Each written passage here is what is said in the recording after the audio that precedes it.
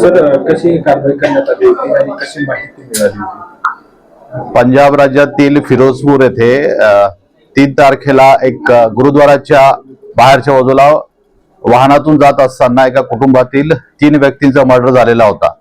त्याच्यामध्ये एक 25 वर्षाच्या महिला ज्यांचं लग्न ठरलेलं होतं त्यांचा देखील त्याच्यामध्ये खून झालेला होता।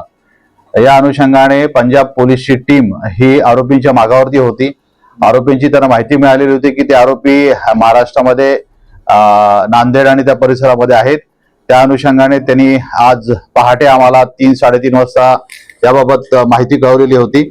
आमचे क्राईम ब्रांचचे पी.आय. गुरमे, त्याचबरोबर आमचे नाईट ऑनचे त्या दिवशी आज रात्री अधिकारी होते सिडकोचे कल्याणकर, त्याचबरोबर आमची क्राईम ब्रांचची टीम, QRTची टीम आणि पोलीस स्टेशनचे सर्व अधिकारी आणि जवळपास आमचे असे 10 अधिकारी आणि 40 अंमलदार हे सर्व बुलेट प्रूफ जॅकेट्स वगैरे घालून समृद्धी हायवेवरती थांबलेले होते। आम्हाला स्पेसिफिक इन्फॉर्मेशन होती वाहनाची, परंतु त्यांच्याकडे शस्त्र देखील असण्याची शक्यता होती आणि त्या कारण की सर्व गुन्हेगारांनी शस्त्राचा वापर करूनच अग्निशस्त्र म्हणजे फायर आर्मचा वापर करून गुन्हा केलेला होता आणि सर्व आरोपी हे पंजाबचे होते। त्या अनुषंगाने आमच्या सर्व अंमलदारांनी खूप प्रभावीपणे आणि चतुरतेने सर्व ती वाहनं थांबवलेली होती आणि त्याच्यानंतर सदरील गुन्हेगारांना त्यांनी ताब्यात घेतलेला